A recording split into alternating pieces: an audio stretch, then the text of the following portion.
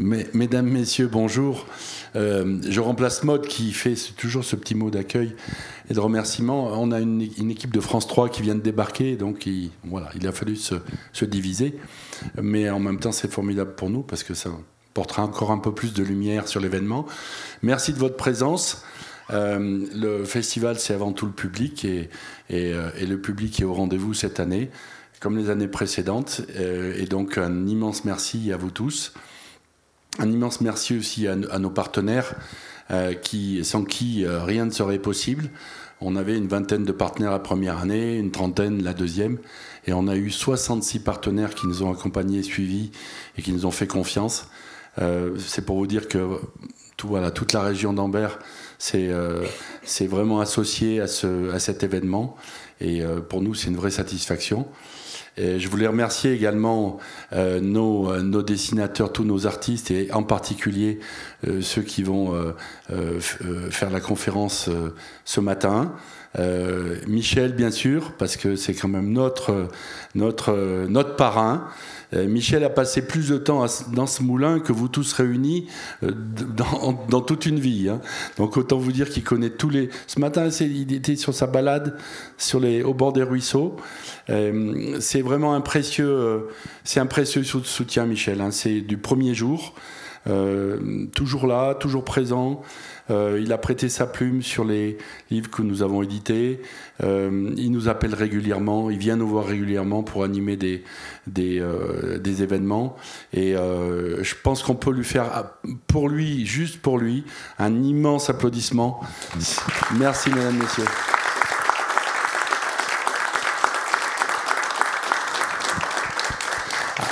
Avec Michel, il nous a amené toute son équipe qui a réadapté tous ses meilleurs romans.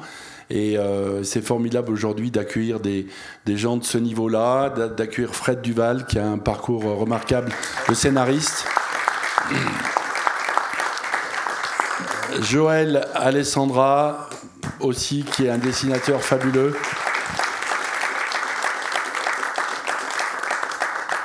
Et Didier Casgrain, qui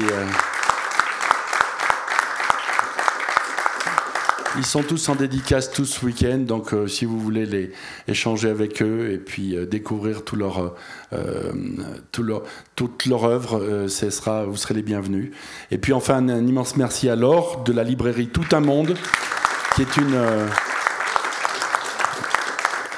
est précieuse et qui aussi nous apporte toute sa contribution et toute son expérience, qui achète tous les livres de tous les artistes. Donc autant vous dire que c'est des palettes. Au début c'était des cartons, puis maintenant c'est des palettes de livres, et qui va animer cette table ronde. Merci à tous et passez un excellent moment.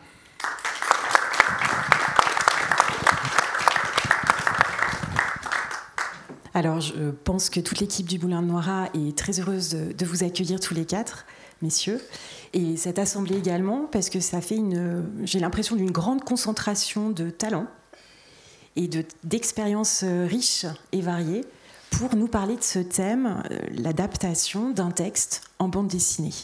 Je vais vous laisser la parole peut-être pour un peu plus de présentation personnelle. Eh bien, merci. Bon, d'abord, je suis très content d'être là. Donc, la dernière fois, c'était les sanitaires en fait. Hein, donc, c'est là que je me brossais les dents et je prenais ma douche. Enfin, sanitaire à l'ancienne. Hein, c'était quand même en rangée. Donc, c'est différent. Il y avait 2 étages. En fait, il y avait les sanitaires en bas et les chambres en dessus. Voilà, donc on va rester sur le thème quand même, l'adaptation d'un roman ou d'un écrit en bande dessinée. Alors, c'est la première fois, je crois, moi, en tant que romancier, que je suis avec trois autres artistes qui ont adapté mes romans. Donc, un scénariste, Fred, un dessinateur, Didier, puis un scénariste plus dessinateur, Joël, puisqu'il a fait les deux. Donc, on a un peu toute la palette possible. Et donc, c'est très chouette parce que on s'est vu à 2 ou à 3, mais en tout cas pas aussi nombreux pour discuter de ce procédé d'adaptation. Alors, en quelques mots pour présenter, bon, moi je suis écrivain, donc j'écris des romans, même si désormais j'écris aussi des BD directement avec Fred. Néanmoins, là c'est sur l'adaptation de mes romans. Et donc... Le premier roman qui a été adapté, effectivement, c'est avec Fred Duval qui habite à côté de chez moi. On s'est rencontrés. Et puis c'est Fred qui a été trouvé, effectivement, où cherchait un dessinateur, notamment pour Nymphéa Noire. Donc c'était Didier, voilà, qui a dessiné donc Nymphéa Noire, puis Ne lâche pas ma main, donc 2 de mes romans. Et puis un autre roman qui s'appelait On l'a trouvé plutôt joli. C'est Joël qui, à la suite d'une demande de l'éditeur, en fait, a lu mon roman, l'a aimé, et s'est tout de suite dit, c'est Joël Alessandra qui va être idéal pour adapter ce roman, et voilà, donc moi j'ai tout de suite dit oui. Donc voilà, donc c'est 2 cas de figure un petit peu différents, et finalement c'est ce qui est bien, c'est que c'est quand même 2 adaptations vraiment différentes dans le rendu graphique et dans la façon aussi je pense, de traiter l'histoire. Voilà. On se présente, c'est ça? Donc je suis Fred, non c'est bon. Je suis donc auteur de bande dessinée depuis 30 ans. J'ai publié bientôt 200 albums. Oui, c'est bon. Voilà. Et j'ai rencontré Michel Bussy il y a 10 ans, tout à fait 10 ans, ça a fait 10 ans cette année. C'était un moment un peu bizarre parce que c'était le lendemain de la tuerie de Charlie Hebdo, pour situer un peu l'ambiance. Mais on a quand même bien rigolé ce jour-là parce qu'il fallait continuer à rire. Et depuis, on est quand même assez... Enfin voilà, on s'est pas quitté, quoi. Et donc moi je viens plutôt de la bande dessinée de science-fiction et historique.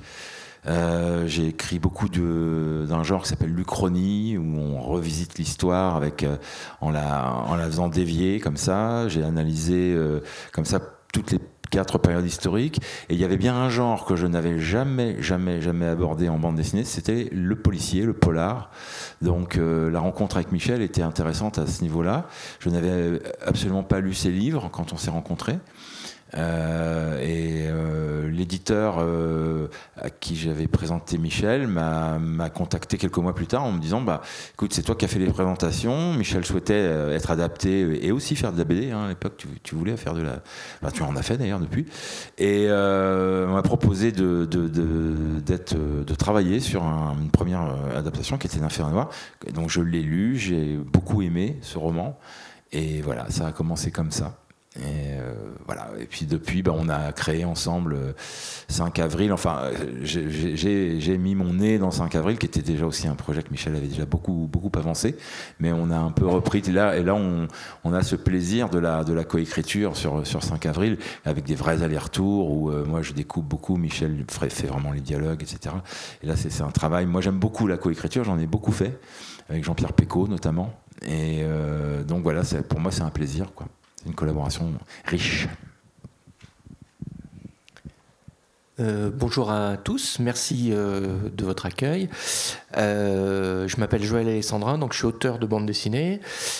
Auteur dans le sens où je fais à la fois le scénario et le dessin pour beaucoup de mes romans graphiques. Roman graphique, c'est une bande dessinée, hein, c'est la même chose, mais c'est un peu snob de dire c'est pour se rapprocher de la littérature. Maintenant, on dit roman graphique, ça fait mieux. Je travaille souvent et beaucoup sur des sujets qui traitent de l'Afrique subsaharienne, en fait, des choses un peu personnelles aussi. Et grâce à Michel, je me suis rapproché du genre du roman. C'est la première fois que je dessinais un polar, en fait, et donc c'est grâce à Michel que j'ai pu approcher comment on dit, ce genre, ouais. Voilà, je travaille en couleur directe, à l'aquarelle, je suis toujours en balade, en voyage, puis voilà, et puis je fais un métier que j'adore. Voilà. Bon. Bonjour. Moi, je suis jamais allé en colo. Voilà. Ça c'est fait. Moi, je dessine depuis tout le temps, comme plein de gamins. Depuis tout le temps, j'ai dessiné. J'ai jamais rien su faire d'autre. À l'école, c'était la cata. J'ai commencé une formation plutôt d'animateur dans le dessin animé. Je viens du dessin animé. J'ai fait 15 ans à peu près de dessin animé, séries télé, Disney et autres. Puis c'est par cet intermédiaire-là que j'ai rencontré des gens qui faisaient de la bande dessinée, dont Fred, avec qui on a fait une série, Code McCallum. Voilà, c'est comme ça que j'ai un peu commencé dans cette voie-là. Et puis c'est comme ça que voilà j'en suis arrivé à que Fred est venu me chercher pour Nymphéa et Ne lâche pas. Voilà. Bravo. Bravo.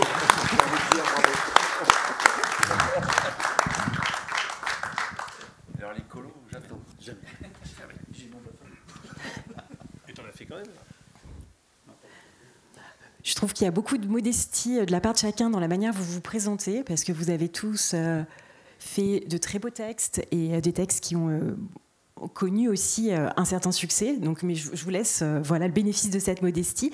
Par contre, vous avez déjà abordé un point qui est intéressant, c'est qui décide de l'adaptation d'un roman en bande dessinée. Pour Nymphéa Noire, c'est une rencontre. Là, on l'a trouvé plutôt jolie, adaptée par Joël Alessandra. C'est plutôt un choix de l'éditeur. Comment ça se passe ? Alors c'est un petit peu particulier en fait. On l'a trouvé plutôt jolie. Moi, je connaissais une éditrice chez Michel Lafon qui était éditrice chez Casterman. C'est une maison d'édition de bande dessinée, enfin qui fait d'autres choses. Mais moi, j'ai fait 7 albums chez Casterman, je crois, et je connaissais très bien cette éditrice. Et alors après, c'est toi qui en parleras, mais je sais pas comment ton roman est arrivé chez Michel Lafon, qui est l'éditeur en question, qui fait d'habitude de la littérature, etc., mais qui a, depuis quelques années, un département bande dessinée et jeunesse qu'ils essayent de développer. Et Laetitia Lehmann, qui était mon éditrice chez Casterman, en lisant le roman de Michel, a dit « mais ça, c'est un truc pour Joël, en fait, dans l'esprit, puisque les sujets, tu en parleras mieux que moi, qui sont évoqués, me touchent particulièrement ». Et voilà, en fait, ça s'est fait comme ça. L'éditrice m'appelle, Laetitia m'appelle, elle me dit écoute, j'ai un truc, il me semble que c'est pour toi, mais d'abord lis le roman pour voir si ça te parle, si ça te touche, etc. Alors je dis ouais, moi du policier, du polar, je sais pas trop faire quoi. Enfin non, mais c'est déjà écrit, donc t'inquiète pas. et voilà. Et elle me dit il y a aussi l'adaptation à faire, etc. Donc est-ce que tu te sens de le faire ? Non, moi j'avais déjà, on peut peut-être déjà en parler un petit peu. Enfin j'avais déjà travaillé dans de l'adaptation de romans. J'ai fait une adaptation d'un roman d'Amin Malouf, peut-être que vous connaissez ce romancier, qui est un romancier franco-libanais, qui est à l'Académie française également, et qui a écrit différentes choses évidemment, mais notamment Le Périple de Baldassare, qui est un magnifique roman qui se passe dans le Moyen-Orient, qui se passe au Moyen-Orient, voilà, et qui met en scène un chrétien d'Orient, enfin des choses qui me parlent un petit peu. Donc j'avais fait l'adaptation. Et la manière dont ça s'était passé c'était génial de faire ça, de transcrire. Alors là, on était sur une série, il y avait 3 albums. Et en l'occurrence, l'adaptation du roman de Michel s'est fait en one shot. Enfin, je ne sais pas si ça vous parle. On parle de one shot ou de série.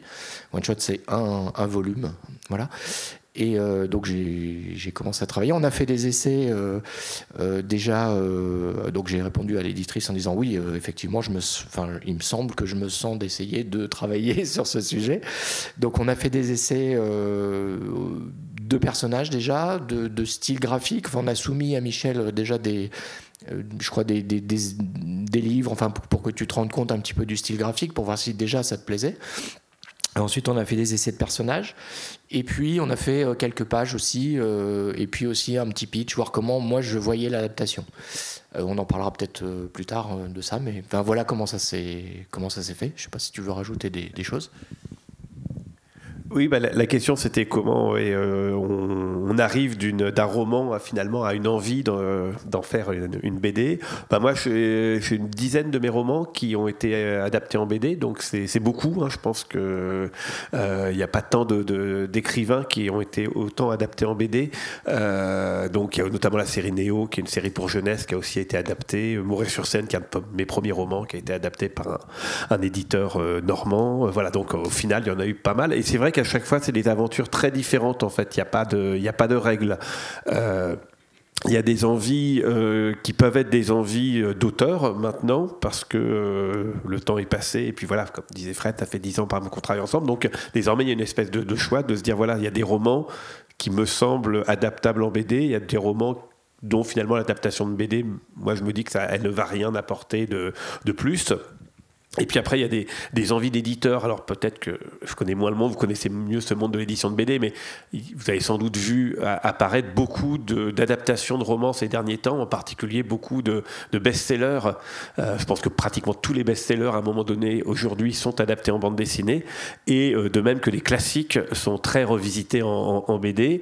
Donc là, je pense qu'il y a un côté marchand, un côté se dire, bah voilà, on prend pas trop de risques parce que si le roman s'est vendu à 500 000 exemplaires, on va bien en vendre 3000 BD, quoi. Enfin, il faudrait voir. Mais ce qui est pas, d'ailleurs, ce qui est pas vrai. Mais en tout cas, il y a sans doute un calcul. Donc, moi aussi, j'ai été sollicité pour des adaptations qui étaient des adaptations, on va dire, où il fallait que le livre se sorte vite, où il n'y avait pas forcément de démarche d'auteur, etc., où j'avais pas forcément le choix du dessinateur. Enfin voilà, quelque chose qui allait vite, et je pense que ça se fait.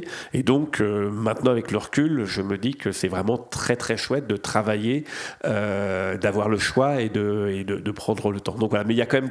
Voilà, il y a à la fois les rencontres, et vous qui êtes sans doute amateurs de BD, qui regardez les BD dans les rayonnages, je pense qu'on a les deux, c'est-à-dire qu'on a à la fois des chefs-d'œuvre de la bande dessinée tirés d'un livre, parce que parfois c'est un dessinateur ou un auteur qui se dit je veux absolument adapter ce livre qui m'a touché, et parfois vous avez des choses qui doivent être un peu plus commerciales ou un petit peu plus produits dérivés, et qui ont peut-être été faits plus vite ou avec un peu moins d'âme. Voilà. Donc moi je suis à ce stade où maintenant effectivement entre guillemets, je ralentis ma production d'adaptation BD pour ne faire que ne dire oui que si effectivement le projet me semble pouvoir avoir une vraie valeur ajoutée et être une vraie rencontre. Et puis juste pour finir, c'est pour ça, vous avez vu, il y a effectivement Ne lâche pas ma main qui a été adapté et Nymphéa Noire, qui a été quand même des beaux succès. Un avion sans aile, on n'a pas le dessinateur qui est là, mais Un avion sans aile qui pour moi est aussi une magnifique BD, vraiment une très très belle œuvre. Et puis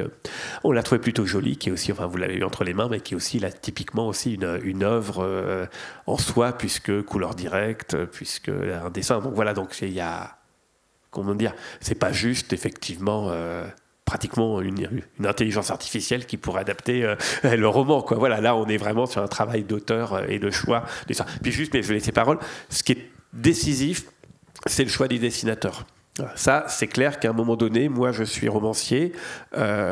J'ai un roman, je me dis tiens, visuellement ça pourrait donner des choses intéressantes, et après moi je connais pas assez les dessinateurs, et c'est là que dans le dialogue avec un scénariste ou dans le dialogue avec un éditeur, c'est quel artiste va être capable d'incarner visuellement ce qu'il y a dans le roman. Et il y a une telle palette de dessinateurs réalistes, pas réalistes, etc., que là c'est là qu'est ma limite et que devient l'aventure. Oui, c'est ça. Alors pour reprendre un petit peu le cours historique des choses, il y a eu cette première rencontre sur Nymphéa Noire, et il y avait eu précédemment l'adaptation de Mourir sur scène par Gaëtz. Voilà, on a commencé un peu en aveugle. C'est-à-dire que moi j'ai accepté d'adapter Nymphéa Noire parce que le roman me plaisait, m'a plu. On s'était rencontrés, on avait bien sympathisé, mais si j'avais pas trouvé quoi faire de ce roman, je l'aurais pas fait. C'est-à-dire que j'étais à un stade de ma carrière où moi ma science-fiction me permet de vivre très correctement, et donc c'est important de le dire quand même, que par moment des auteurs ont aussi besoin d'aller vers des adaptations pour gagner leur vie simplement. Et là on était dans autre chose. C'est-à-dire on s'est dit dès le départ, si Nymphéa Noire on met 3 ans, 4 ans, 5 ans à le faire, c'est pas grave, mais on va faire un beau livre. Voilà, parce que le roman, moi j'ai vraiment adoré. Je me suis dit là, on peut pas faire un truc. Donc je connaissais Didier, et pour moi il était une espèce de dessinateur idéal pour ça. Mais je savais aussi son planning. Et puis il y a eu un moment, les planètes se sont alignées, quoi. C'est partie de la chance qu'on peut avoir dans ce métier, si vous voulez, qui est d'appeler quelqu'un en disant je l'appelle parce que sinon je vais regretter de ne pas l'avoir fait. Puis il va me dire non parce qu'il est pris pour 5 ans, et j'appelle Didier, il me dit ouais peut-être, attends je te rappelle, et puis il me rappelle le soir, il me dit oui oh non j'en ai parlé et tout avec ma compagne, elle adore et tout, il faut le faire. Je dis allez c'était parti. Et donc ça, premier coup de bol en fait, première planète qui s'aligne, ça c'est important. Après il y a eu une deuxième chose, c'est que on a, je pense, chacun fait un de nos meilleurs bouquins, tout simplement. Et ça, je sais pas comment l'expliquer. Toi, tu as décidé de faire de la couleur directe, de revenir à ça. Il n'y a pas eu beaucoup, mais voilà, je rentre pas dans les détails, mais on a fait quand même un bouquin qui a beaucoup plu à la fois au public. On a eu des prix, on a les journalistes. Enfin, on a fait la sortie du bouquin au musée de l'Orangerie. Et là, tu as le mec du Monde qui vient de voir en disant oh, je me suis fait avoir en lisant le truc, quoi. On s'est dit, oh là là, il se passe quelque chose. Alors, donc ça aussi, ça compte pour l'après. Donc je pense que de tout ce succès-là, il y a eu aussi une confiance totale de Michel. Alors, il y avait déjà la confiance, hein. Mais donc depuis, il me fait confiance, on se fait confiance. Et donc pour répondre à la question initiale, maintenant, je lis à peu près tout ce qu'il écrit. Et puis on a des discussions quasiment à chaque roman où moi j'essaye non pas de voir ce qui peut marcher ou pas marcher, mais là où il y aura un plus à le faire en bande dessinée. Ça c'est vraiment hyper important. Il y a des romans que j'ai bien aimé lire, mais où je me dis est-ce que ça va faire une BD qui va se détacher du roman? Est-ce qu'on va pouvoir traiter le même sujet, voir les intentions de l'auteur, mais en proposant quelque chose de visuel? Non. Par contre, un roman comme Un avion sans ailes, tout de suite m'est apparu, une fois que j'ai eu fait Un enfer noir, Un avion sans ailes m'a tout de suite apparu comme un roman hyper intéressant à mettre en scène, parce qu'il y avait une sociologie diepoise qui, moi, me parlait énormément. Et puis cette confrontation entre la bourgeoisie parisienne et les pêcheurs diepois, enfin ce milieu très pauvre qu'on connaît bien. Voilà. Et donc voilà, ça se fait comme ça maintenant. Là alors je suis vraiment désolé parce que je mélange tous les titres, vu que je suis pas très chanson française, moi je les connais mal. Allez, ça commence. Comment il s'appelle celui à Charleville-Mézières là, 3 vies par semaine. Voilà, celui-là, en le lisant il y a 2 ans, je me suis dit là il y a quelque chose de vraiment intéressant à faire, et peut-être avec Didier, voilà. Là en ce moment je fais Maman à tort avec un dessinateur qui est beaucoup plus graphique, qui va être moins dans l'empathie, mais qui va être dans l'efficacité polar, un truc très, parce que c'est pour moi Maman à tort c'est le roman le plus violent que Michel a écrit. Et j'ai envie de faire un truc un peu plus risqué peut-être au niveau graphique, mais voilà, c'est ces choix-là. Okay. Ça se fait comme ça, en tout cas de mon côté. Donc un coup de cœur et la volonté d'ajouter à une œuvre que vous avez appréciée, aimée, d'ajouter un plus esthétique. En tout cas pour vous trois qui êtes concernés, d'ajouter quelque chose, votre patte, et une dimension imagée, esthétique à un texte qui vous a plu. Ouais, c'est-à-dire je pense qu'on est enfin sorti d'une vision de la bande dessinée qui a duré longtemps, parce que la bande dessinée était énormément destinée aux enfants, d'accord, pendant longtemps. C'était les illustrés, on appelait ça les illustrés. Et donc la bande dessinée a longtemps été considérée comme une simplification des choses. Or, quand on adapte Michel Bussy en BD aujourd'hui, on ne simplifie pas Michel Bussy. Au contraire, on essaye d'éclairer, de donner une vision, une mise en scène particulière, comme quand il est adapté au cinéma. Mais la BD n'a rien à envier au cinéma, en fait. Donc on fait une autre proposition. Et moi, ce qui m'intéresse, c'est de comprendre le roman, pas ça, le déroulé est toujours limpide, les péripéties, les retournements, les twists de Michel Bussy, ça, les lecteurs l'adorent. Mais après, il y a l'adaptation, c'est d'aller au cœur d'une œuvre. D'accord ? Donc de comprendre ce que l'auteur a réellement voulu nous raconter à travers ce truc où il y a un twist à la fin. Enfin, quel est le sujet de Nymphe et un noir finalement ? Est-ce que c'est est-ce que c'est quelque chose sur le temps ? Est-ce que c'est un sujet ? Est-ce que c'est un livre sur le temps ? Et voilà. Et donc toutes ces questions-là, là il y a un vrai avantage d'avoir cette confiance et cette complicité, c'est que moi je peux aller vers des questions un petit peu plus personnelles sur donc avant de me lancer. Donc là vous voyez, on n'est plus du tout dans la simplification. On est dans un dialogue où moi je prends le texte, je l'aime, j'ai envie de le faire, et là je vais commencer à bricoler. Ça, il y a une partie technique, on va y revenir si vous voulez, mais il y a aussi de comprendre ce que Bussy a voulu raconter là-dedans, et d'essayer de le restituer, mais avec des images. Donc d'avoir un nouveau partenaire, vous voyez, c'est un truc de passeur, en fait. Et j'essaye à la fois de passer au dessinateur pour qu'il s'éclate et qu'il fasse un très très beau livre, et d'essayer d'éclairer aussi l'intention. Oui, moi je trouve qu'il y a vraiment il y a un choix esthétique. En tout cas, c'est la première chose avant même de discuter du scénario, de comment on va pouvoir mettre à l'image quelque chose qui était littéraire. C'est le choix esthétique, et ça c'est le plus difficile. Et c'est là que je disais, par exemple, si je prends avec Joël, quand on a fait le choix on l'a trouvé plutôt joli. Tout de suite, moi j'ai regardé évidemment ce qu'avait fait Joël, et c'était passionnant pour moi, parce qu'il y avait Joël sait très bien dessiner l'Afrique, notamment. Bon, on a trouvé plutôt joli, c'est un récit d'une migrante, et donc il y a évidemment Joël dans ce roman, par exemple, il y a des choses un peu en sépia sur tous les souvenirs de ce parcours d'une migrante. Donc voilà, donc là j'étais presque passionné de me dire, je vois ce que Joël était capable de dessiner, il me dit, et donc il va mettre son art au service de mon personnage, etc. Donc ça, c'est vraiment assez fascinant.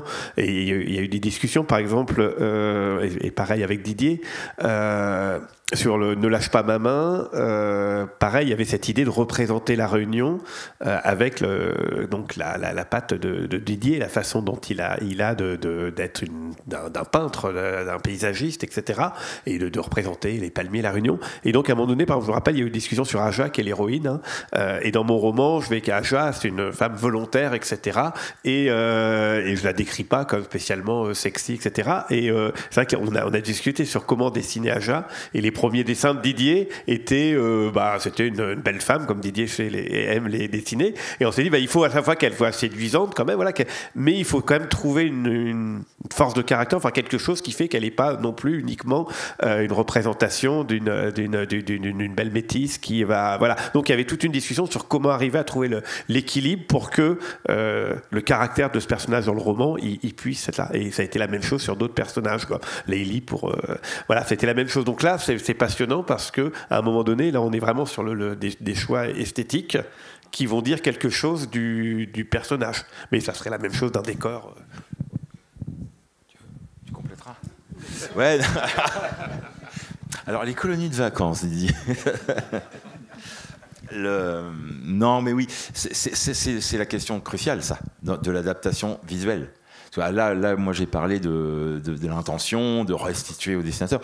Alors oui, dans le visuel, là, sur Maman a tort, par exemple, c'est un vrai casse-tête, parce que pareil, on a les clichés de la bande dessinée, de l'héroïne sexualisée, évidemment, sexy, attirante, c'est du dessin, il y a un public qui adore ça, et Didier aime beaucoup dessiner les femmes, les jolies femmes, il n'y a pas de problème là-dessus, mais on est quand même, nous, d'une génération d'auteurs qui essayons quand même de ne pas donner dans le racolage, ni la gratuité, ni tout ça. Donc on se pose ces questions-là. On a ces questions-là en tête tout le temps même, voire même plus depuis une dizaine d'années, où le métier s'est féminisé, où on discute beaucoup avec les femmes de notre métier, qui nous disent ouais, quand même, il y a peut-être autre chose à montrer.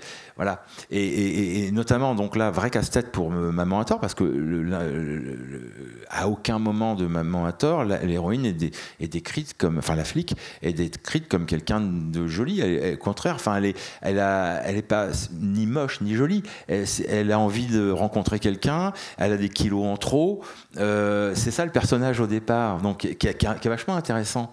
Elle fait du sport, elle est dans son enquête, et puis elle tombe quand même un petit peu amoureuse du psy qui est quand même très beau. Enfin, et donc la représentation de cette femme-là est un vrai casse-tête, même encore actuellement avec le dessinateur, parce qu'on cherche la bonne formule pour montrer ça, et que ça soit pas justement une trahison de ce qui est écrit dans le roman.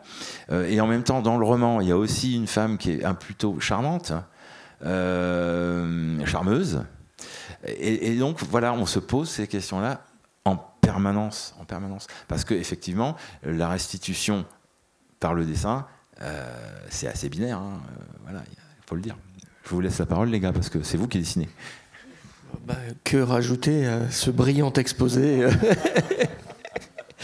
Non, mais c'est vrai que on est un petit peu tiraillé, enfin je sais pas toi Didier, mais entre la volonté de séduire quand même le lecteur par un joli dessin, quelque chose d'attrayant, et ne pas trahir effectivement ce qu'a voulu, en tout cas l'intention du romancier dans le caractère des personnages. Après, c'est aussi une perception personnelle. Je peux parler de Layli, effectivement, où toi tu avais été surpris d'ailleurs de la représentation que j'en avais faite. Moi je lui avais fait c'est un personnage féminin, c'est une mère de famille, mais c'est aussi une personne qui a vécu tout ce traumatisme de la migration, c'est-à-dire de partir de son Mali natal et puis de remonter toutes les filières. On en parle beaucoup en ce moment, hein, quand même, c'est assez d'actualité. Et donc cette femme, elle a du caractère, elle a vécu des choses traumatisantes, elle a une force de caractère, et ça c'est effectivement très difficile à représenter, à faire sentir au lecteur dans le dessin quand même, hein. C'est quelque chose d'assez difficile. Et moi j'avais fait ce choix de lui faire la tête, de ne pas avoir les cheveux longs, d'avoir une tête des cheveux très très courts, pour accentuer cette dureté quand même, malgré la beauté de cette femme finalement. Et voilà, donc notre travail aussi c'est un peu ça, d'essayer de creuser pour essayer de trouver des failles ou je sais pas, des petites choses comme ça. Oui, c'est vraiment là que c'est chouette de se faire adapter et surtout d'avoir ce dialogue. Parce que quand Joël propose Layli, moi c'est vrai que même dans le roman, je pense qu'elle est présentée comme ayant les cheveux très longs, enfin voilà, et qui me propose ce visage avec effectivement les cheveux très courts. Et tout de suite je me dis c'est génial parce que c'est non mais je veux dire voilà, je me dis c'est pas mon personnage tel que je l'avais décrit dans le roman. Mais ça marche. Et je me dis, voilà, là, ça marche. Visuellement, il y a un truc qui fait qu'effectivement, on a cette dureté, on a ce petit contraste physique qui fait que ça marche bien, quoi. Donc ça, c'est des choix où il faut se laisser surprendre. Et moi, c'est un peu comme ce dit à Fred ou Didier, etc. C'est de dire, mais voilà, à vous de faire le choix qui va se décaler de ce que moi, j'avais vu pour arriver à justement faire ressentir en un dessin tout ce que moi j'ai essayé de mettre dans beaucoup de pages. Et par exemple, on a eu même le cas pour Malvina dans Un avion sans aile. Alors là, ça parle aux initiés, à ceux qui l'ont lu. Mais Malvina, c'est un personnage dans Un avion sans aile qui était une petite sœur, donc c'est une femme qui doit avoir la vingtaine d'années, mais qui a un déficit de croissance, donc elle fait beaucoup plus jeune qu'elle n'est. Et puis, je la décris un peu comme une espèce de tueuse en série inventée par la comtesse de Ségur. Donc, elle est, mais elle est juste décrite. Donc, alors, est-ce qu'elle a des cols, un peu des cols Claudine ? Enfin, elle est habillée un peu traditionnelle, tout en étant en ordurière et en disant les pires jurons du monde. Donc, une espèce de contraste. On se dit, mais comment on va dessiner ce personnage ? On s'aperçoit que dans le roman, je la décris assez peu et surtout je décris pas du tout comment elle est habillée. Et donc il fallait l'habiller, quoi. À part voilà. Et donc c'est là avec Didier, on a fait plein d'essais pour se dire, mais c'était Nicolai, voilà, c'était Nicolai. Mais on a fait plein d'essais pour se dire comment on va l'habiller. Je laisse la parole à Fred, mais voilà, il y a eu un casting, quoi, voilà. Ouais, alors moi je suis parti directement de la paire de chaussures en fait, parce que c'est un truc, le personnage marche tout le temps, donc j'ai mis directement des Rangers et on avait le personnage en fait. Après il fallait l'habiller, donc on a joué vraiment le côté grunge punk. Sans chercher à être trop subtil justement, parce que après la subtilité du personnage Malvina, il est venu dans son attitude, dans sa progression dans l'histoire, mais là il y a un choix d'adaptateur qui est de dire bon, on ne ment pas au lecteur visuellement, c'est trop compliqué, donc on y va directement sur une punk et du coup elle est totalement en opposition avec sa famille, qui est la famille de la grande bourgeoisie. Donc voilà, là c'était beaucoup plus simple, parce que par moment, donc c'est pas une simplification, c'est une clarification, parce que ce qu'un romancier peut insinuer avec ses mots, avec confiance, je vais te rouler dans la farine. Nous, quand on montre quelque chose à un lecteur visuellement, le lecteur imprime. Et quand on ment au lecteur visuellement, il faut faire très très attention. C'est une arme qui peut se retourner contre le projet. Donc il faut faire attention on ne ment pas, on ment tout le temps, on est d'accord. Un récit, c'est tout le temps mentir, emmener le lecteur vers quelque chose qui va l'épater, qui va l'emmener vers des émotions. Mais on n'a pas les mêmes armes que les romanciers. L'arme visuelle n'est pas l'arme des mots du tout. Donc il y a des choix à faire, et c'est ça l'adaptation en fait, le cœur de l'adaptation. Enfin, une des subtilités de l'adaptation, c'est ça. Mais Didier n'a pas parlé des femmes, les représentations des femmes. Oui, dessiner une belle femme, une belle plastique, c'est une chose, mais enfin le plus important c'est l'attitude en fait. C'est l'attitude qu'on doit lui donner en fonction de son caractère. Donc c'est du jeu, quoi. Tout réside là-dedans. Fred est mon metteur en scène et moi je réagis comme un acteur. Je dois faire jouer mes personnages et oui, voilà. Moi, si je choisis ou je fais pas exprès de à chaque fois faire des femmes un peu trop attirantes, ça n'empêche pas de leur donner du caractère et de leur faire jouer ce que Fred me demande. Et c'est vrai que parce que moi qui étais adapté en série télé assez souvent aussi, et donc avec l'adaptation de BD, je ne mets pas la BD au milieu, c'est-à-dire qu'il y aurait le roman, il y aurait la BD au milieu, puis il y aurait l'adaptation en télé. L'adaptation BD est beaucoup, beaucoup plus proche du roman, c'est-à-dire que l'adaptation en série télé va s'éloigner, alors non seulement du scénario, mais puisque là on parle plutôt des choix esthétiques, évidemment, dans toutes mes adaptations de télé que j'ai eues, on m'a imposé des acteurs. Là, il n'y a rien de Tefas qui va sortir, qui sera sans doute diffusé par TF1 en septembre, donc qui se passe en Auvergne, qui se passe à Burol, auprès du Chambon, etc. On m'a imposé tous les acteurs qui sont super. Il y a Gwendoline Damon, il y a une brochette d'acteurs très très bien, ils sont super. Mais à aucun moment donné, je n'ai eu le choix. Une assistante sociale, par exemple, c'est Fauvoto qui fait, voilà, donc alors elle est complètement à contre-emploi, mais si on m'avait demandé comment je vais représenter Savine, mon assistante sociale, jamais j'aurais pensé à Fauvoto, qui est tout l'inverse, voilà, donc etc. Donc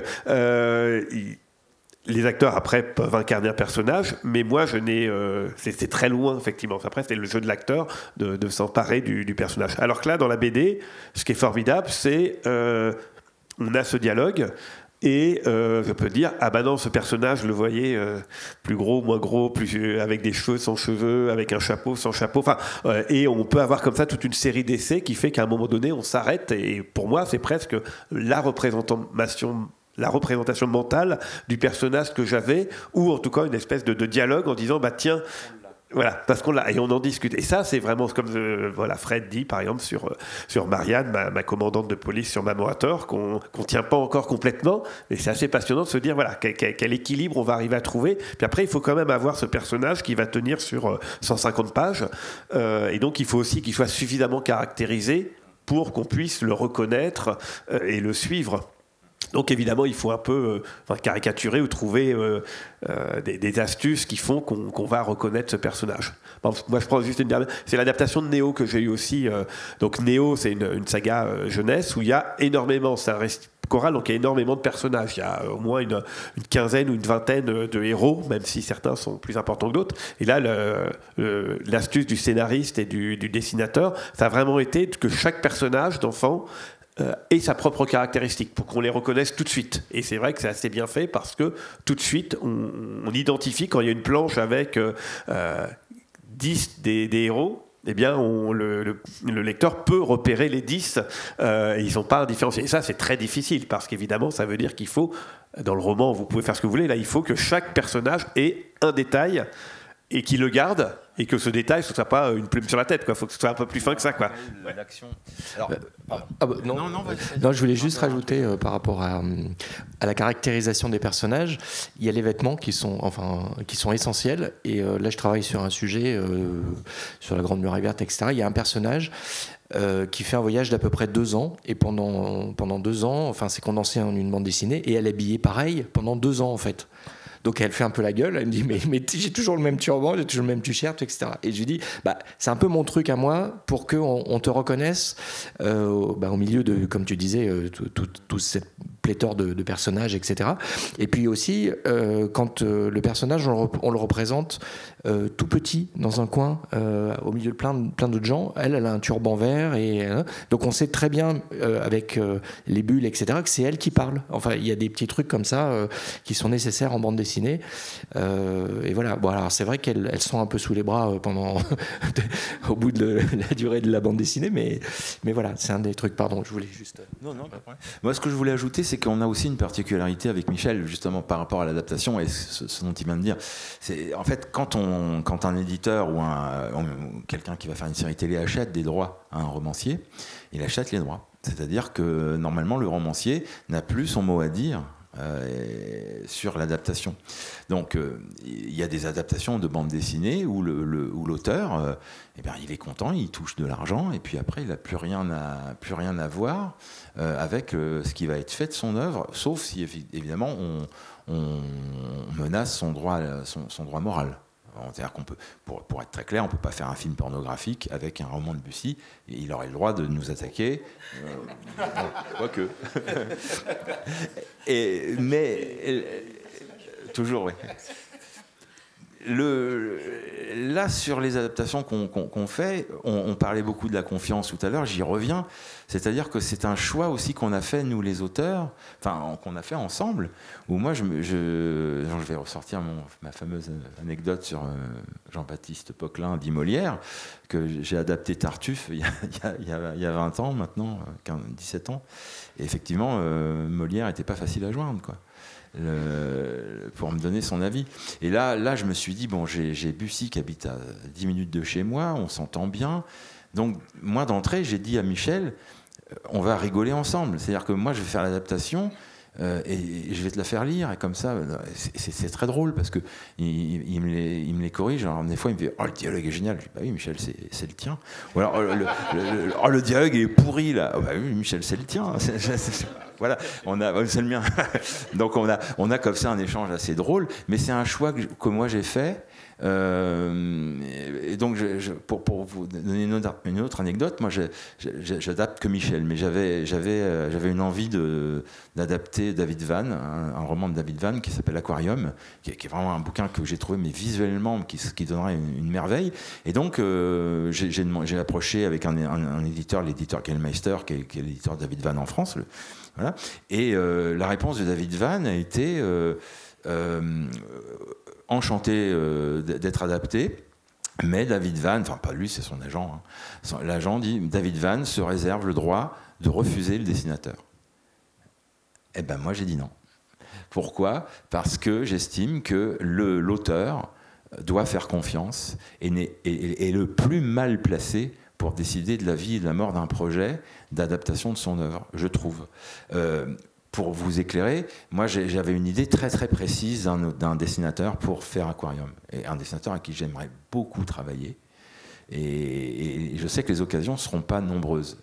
Et donc j'avais vraiment l'intention de faire mon adaptation et d'approcher ce dessinateur. Imaginez le cas de figure où le gars, Alignement des planètes, me dit « Oh, Fred, j'adore le roman, je veux absolument le faire. » Moi, c'est un de mes rêves de bosser avec ce gars-là. Et là, monsieur David Vann, depuis Los Angeles, me dit « Oh, il montre ça à ses copains après l'apéro. » Et ils disent « Oh non, et il me refuse le dessinateur. » Bah, tout mon projet s'écroule. Donc, le fait de montrer à Michel et d'avoir ces échanges, il repose sur la confiance qu'il m'a faite et ce retour-là. C'est-à-dire que c'est une chance qu'on se donne en plus. C'est important, hein, puisqu'on parle de l'adaptation, faut vraiment comprendre que là, on est dans quelque chose d'assez exceptionnel, en fait, de cette complicité qu'on a. Parce que vraiment, souvent, là, on voit beaucoup de maisons d'édition qui font, Michel l'a dit en préambule, qui adaptent des romans. Moi, je pense que le romancier, il voit jamais même le casting, il n'a pas son mot à dire. Parce que quand on cède ses droits, on cède ses droits. Voilà. Et nous, on s'est dit, on monte une espèce de truc, parce que Michel est très, très preneur, et puis il nous fait confiance. Si Michel dit à chaque trait, oh ouais, non, moi j'aurais pas fait ci, oh, bah, moi je lui aurais dit, bon écoute, on fait les nymphes et un noir, et puis voilà, puis on boit des coups, et puis on s'adapte. Là, il y a une vraie complicité, je dirais. Et ce qui a donné après 5 avril, où là, on écrit vraiment ensemble. Et du coup, vous continuez à les boire. De toute façon. Oui, après, il y a autre chose aussi, je pense, dans l'adaptation. Alors, comme l'a dit Fred, parfois, qu'on adapte des classiques avec des auteurs qui sont décédés, bah, évidemment, c'est autre chose, et on n'aura jamais leur opinion. Mais dans on va dire, dans les romanciers contemporains, je ne suis pas sûr qu'il y ait tant de romanciers contemporains qui soient fans de BD, en tout cas qui aient un background de BD. Je pense que c'est sans doute plus présent effectivement dans les auteurs de romans policiers ou de SF, enfin on va dire dans les auteurs de genre dont souvent la BD fait partie de l'inspiration, notamment on va dire de ma génération. Moi je fais partie d'une génération où j'ai lu énormément de BD, j'ai toujours lu de la BD, ça a toujours été un des arts majeurs, enfin voilà, que ce soit l'aventure avec les Blueberry, que ce soit l'humour avec les Gottlieb ou plein d'autres, ou la poésie avec Fred. Enfin voilà, il y a eu Fred, le dessinateur, pas Philémon notamment. Enfin voilà, moi j'ai été nourri de BD, donc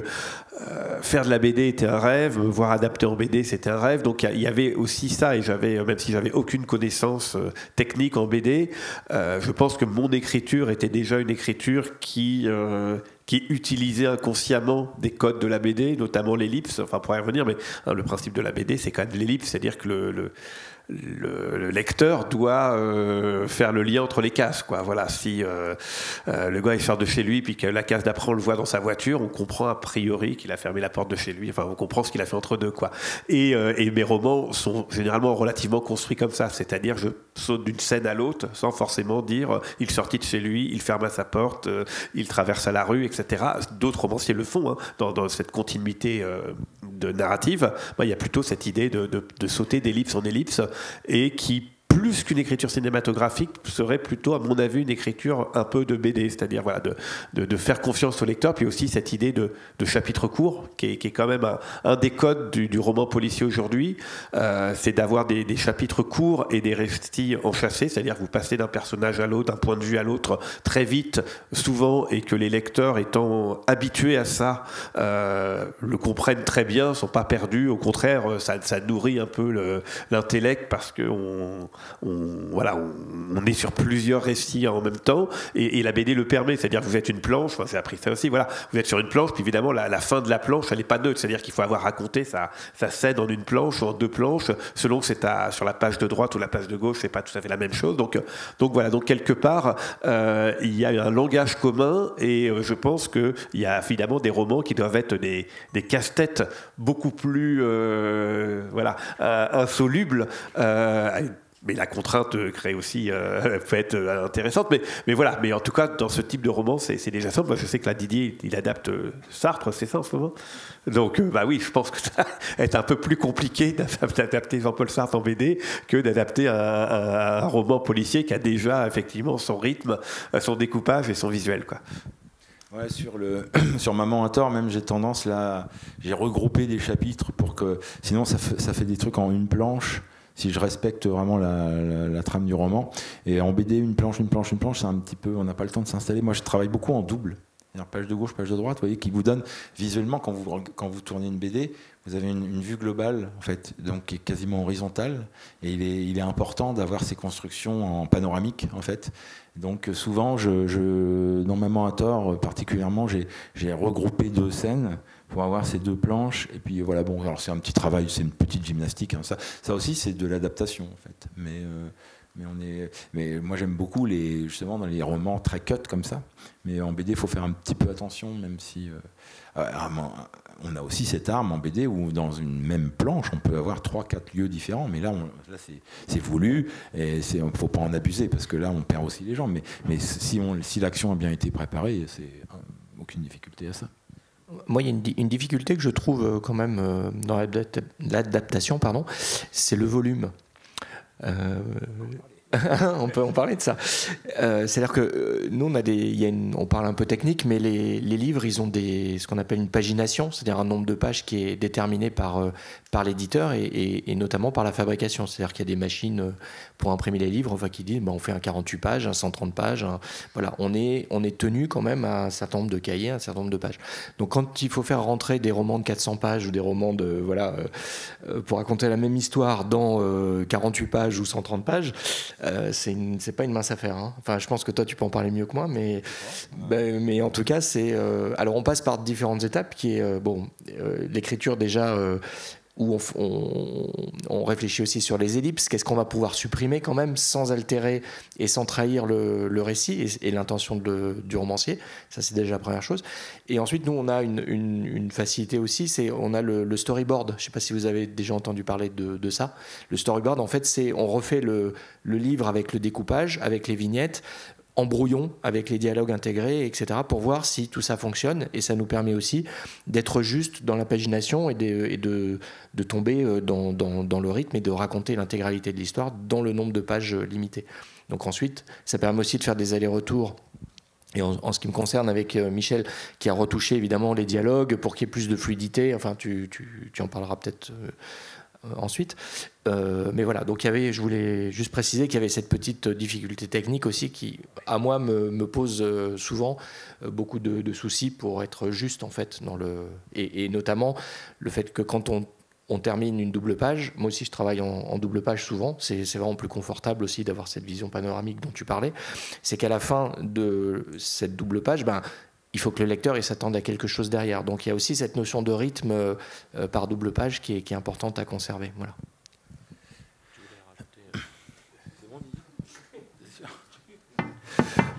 Alors là, c'est crucial. C'est le tout début, en fait. Hein.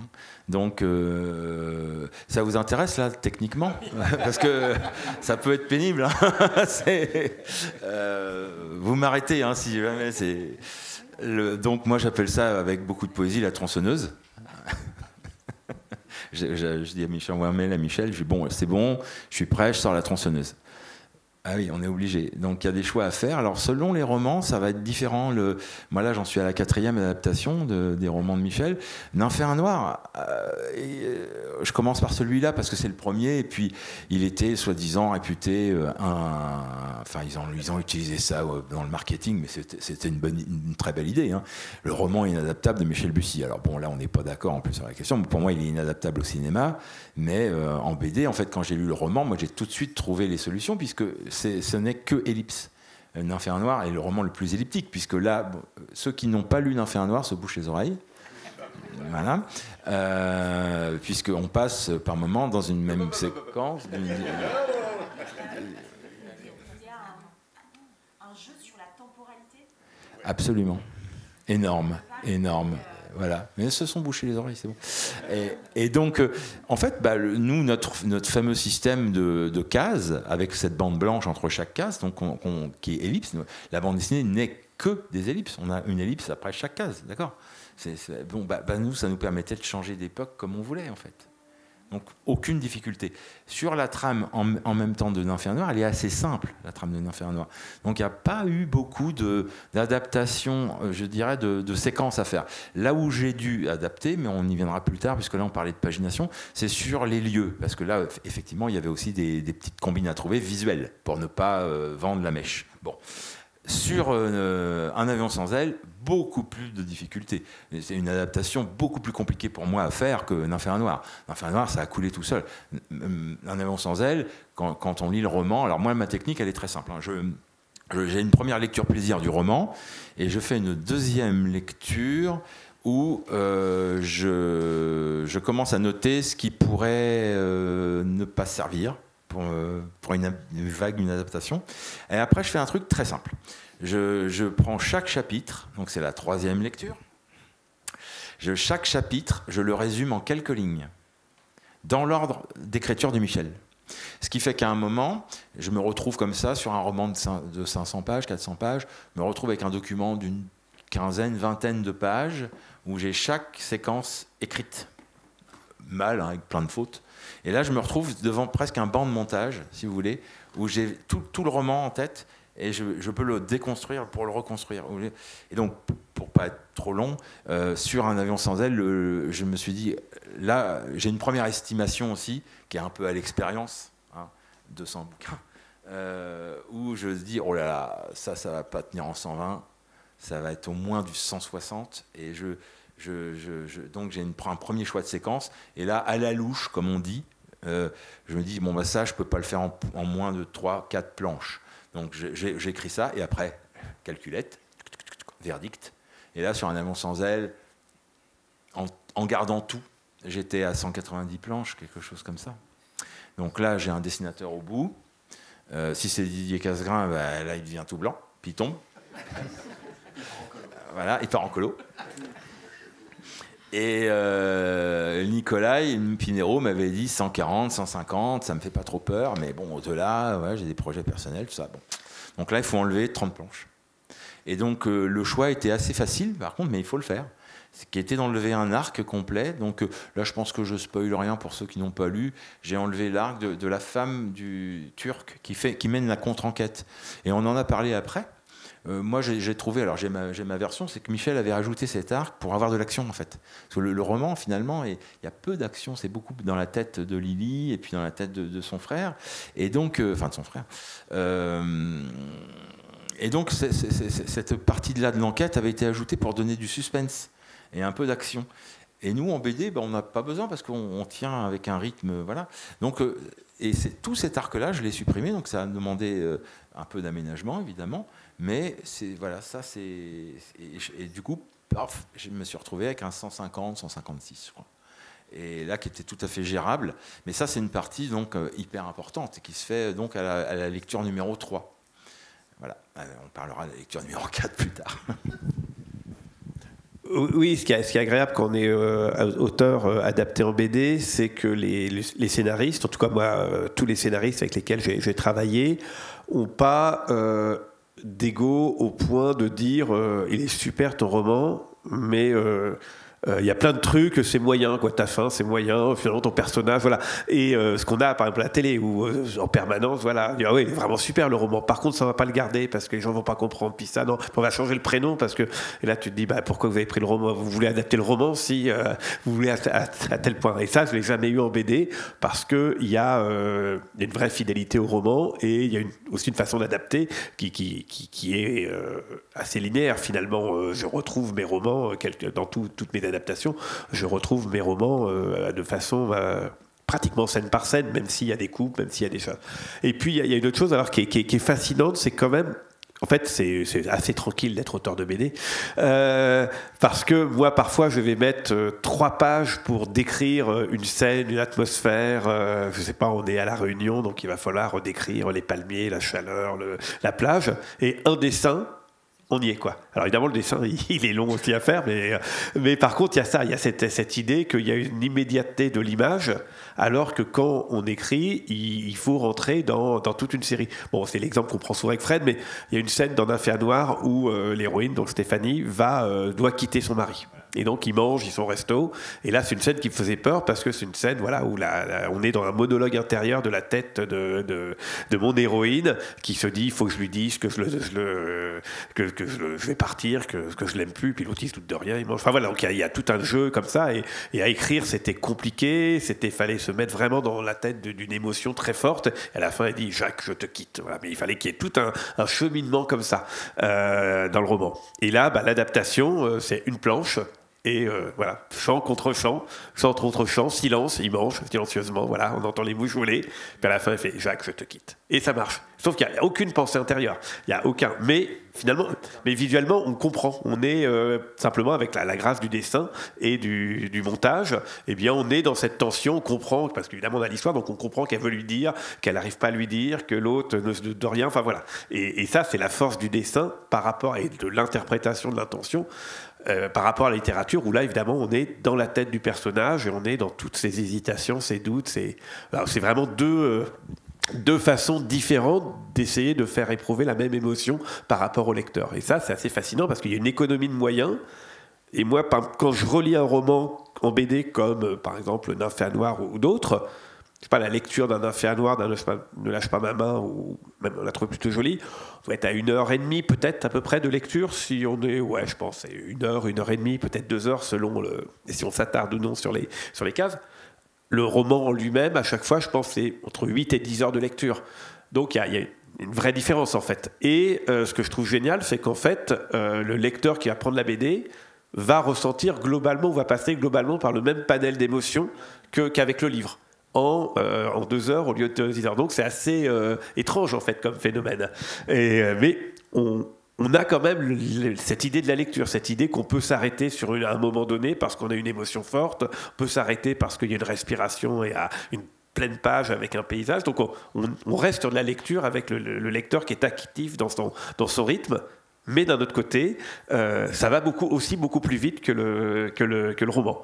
Donc c'est assez particulier en fait, la dimension cognitive différente.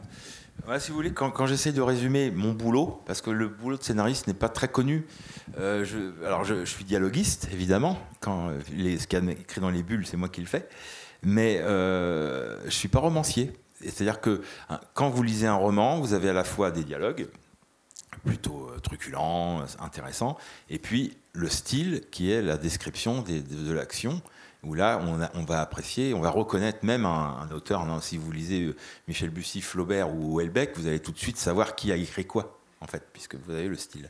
Eh bien, moi, mon style... Oui, t'en as fait quelques-uns, ouais. Ça, bon, on a le droit de le dire maintenant. Je vous présente Michel Houellebecq. Pour moi, le style, c'est le dessin, c'est le dessinateur. C'est-à-dire que c'est le dessinateur qui me donne le style. Moi, je vais avoir le rythme, je vais avoir mon style de dialogue, mais le style descriptif. Et c'est pour ça que c'est intéressant de travailler avec des gens très différents, parce que c'est comme si je changeais de style, si vous voulez. Le style, c'est vraiment le dessin qu'il donne. C'est important. Et donc, ce style, en une case, effectivement, peut nous éviter. J'avais prévu d'ailleurs d'analyser hier dans l'atelier cette fameuse scène, parce qu'elle est facile à analyser en atelier, puisque c'est une seule planche. Mais ça avait demandé beaucoup de travail quand même. C'est avant d'arriver à cette idée de dire comment je vais aborder cette scène. C'est une rupture, ils sont dans un resto, dans un lieu qu'on n'a pas encore vu. Puis à un moment, je me suis dit, mais on s'en fout du lieu. C'est-à-dire que juste, et Didier l'avait traité d'ailleurs, tu n'avais pas fait une grande case pour le resto, on voit juste des vieux murs qu'on n'a jamais vus dans la BD, un peu de lumière, une bagnole peut-être, je ne sais plus, et puis paf, là on revient à la BD des pieds nickelés, si vous voulez, les codes les plus simples qui fonctionnent. Il ne faut jamais compliquer une image, hein. C'est je dis sous votre autorité, une image, une idée. Hein. S'il commence à y avoir 2-3 idées dans une image, elle est confuse. Hein. Elle devient confuse. Donc on a ce panel-là, mais c'est un outil.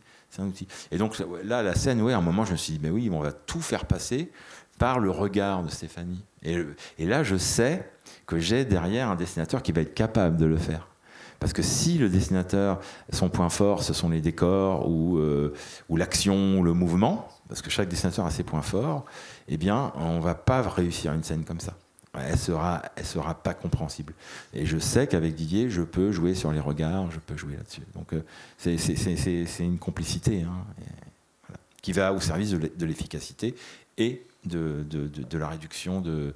Voilà. Après, juste un dernier mot là-dessus, la BD, c'est aussi un art de l'épure. C'est-à-dire que même si aujourd'hui le roman graphique, tu l'as dit, moi c'est un mot qu'on n'aime pas trop, mais finalement on arrive à des choses avec une très très forte pagination. On arrive maintenant même avec des BD de 300 pages. Bon, très bien. Pour moi la BD, j'en lis des BD de 300 pages, c'est pas le problème, mais la BD que moi je fais, pour moi ma référence ça reste Lucky Luke, Astérix, Tintin, 62, 46, 54, peu importe, mais quelque chose où un de mes maîtres, Jean Van Damme, avec 13, moi j'ai eu la chance de travailler sur 13 avec lui sous sa direction et de faire un Torgal avec une carte blanche. Quand tu bosses avec Van Damme sur un 54 pages de 13, par moment il dit voilà, tu vois, ta séquence de 2 pages, tu vas la ramener à 1. C'est de l'action, ça sert à rien, et hop, on se prend la tête, on ramène ça à 1 page, et puis on se rend compte que ça fonctionne bien en 1 page avec un peu plus de travail en fait. Mais que ça va servir le reste du récit parce que ça va permettre d'enrichir autre chose. Et donc Van Damme raconte souvent quelque chose où il dit le lundi j'écris 4 pages, le mardi je les ramène à 2, le mercredi je les ramène à 1, et puis le jeudi j'aurais écrit 4 pages. Enfin, il plaisante un peu, mais c'est vrai que dans sa technique, on voit bien quand on lit Torgal et qu'on essaye par exemple de comprendre comment il a pu être aussi dense dans Torgal, eh bien on a ce jeu-là alors qu'il demande beaucoup de travail. Moi je dis toujours que c'est plus compliqué pour un scénariste d'écrire un 46 qu'un 54 par exemple. Le 54 on a 8 pages de rab et donc on peut se permettre d'être un petit peu moins elliptique, un peu plus voilà, tandis que l'art de l'ellipse ça demande beaucoup de travail. Moi je reste quand même un admirateur total de Goscinny, qui pour moi est le plus grand des plus grands, parce que quand on lit un Astérix, on a l'impression d'avoir vu un film de 2 heures. Et c'est 44 planches, Astérix, avec une densité de pagination. Uderzo faisait du 7-9, quoi. Donc, il y a là-dedans une telle science de l'ellipse, des deux, de Goscinny et d'Uderzo, qu'on a quelque chose d'extraordinairement riche, en fait.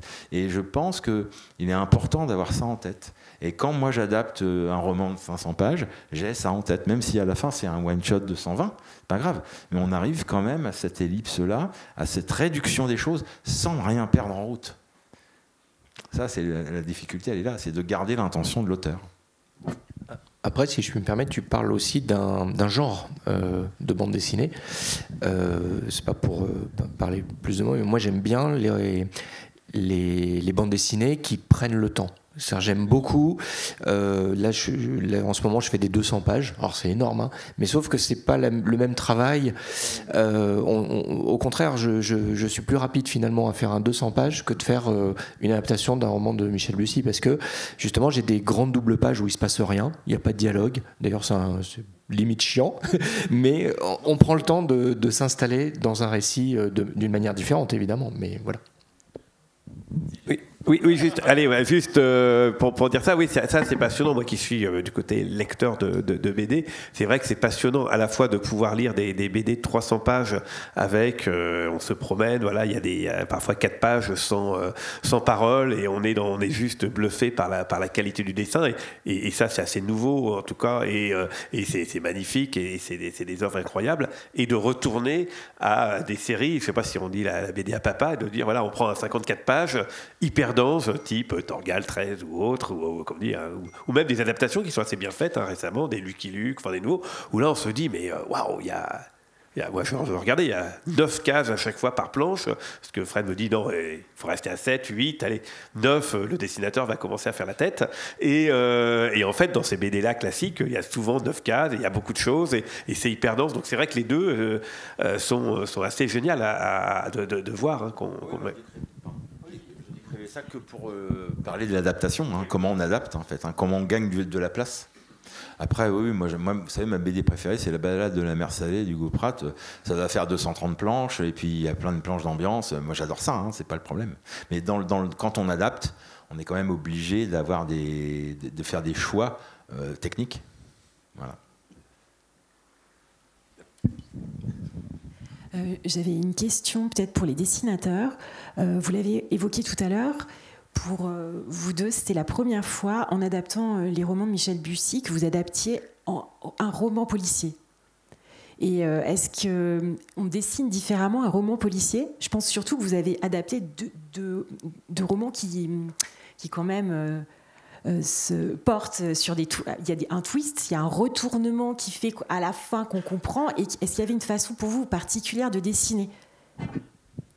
Je vais juste dire brièvement, en fait, Fred l'a évoqué tout à l'heure, la difficulté de notre métier à nous, c'est que nous, on est très visuel. Donc, si on commence à dessiner des choses qui sont cachées dans le roman et qu'on découvre qu'après, c'est très compliqué. Alors, je ne veux pas dévoiler on l'a trouvé plutôt joli, mais le lecteur est surpris des lieux où tout se passe, etc. Sauf que moi, je suis dessinateur et les personnages, ils évoluent dans un décor et dans une ambiance. Donc, comment faire que quand on est à table tous ensemble, je vais pas dévoiler, mais ouais, mais comment on fait pour représenter des choses qui en fait ne sont pas réelles, mais qu'on doit visuellement montrer. Et ça, c'est un casse-tête absolu. Alors, je sais pas si vous parlez du style graphique. Le style graphique change pas. Enfin, moi, je dessine comme je dessine pour toutes les bandes dessinées. Mais il y a cette difficulté-là de se creuser la tête. Alors, toi, tu le fais en adaptant pour le donner au dessinateur. Mais moi, je suis obligé d'imaginer aussi, comme toi, comment on s'y prend pour bluffer tout le monde avec un visuel sans trahir et sans dévoiler le twist final. Et ça, c'est une sacrée paire de manches, quand même. Enfin, j'en sais rien.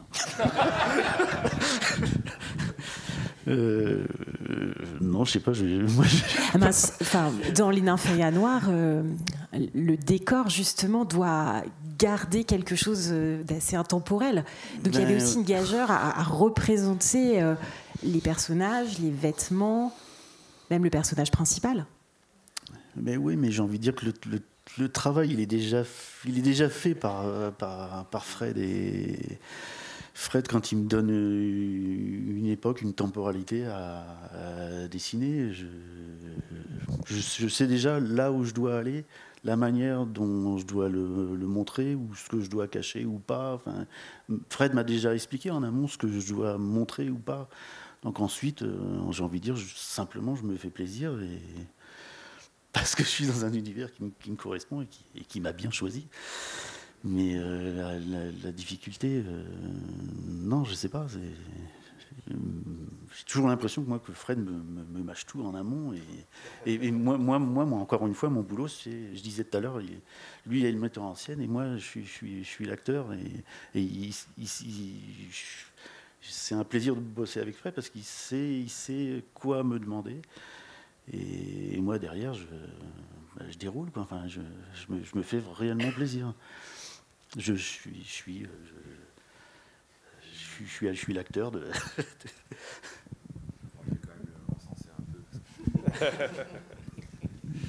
Non, mais ouais, il y avait une grosse discussion initiale.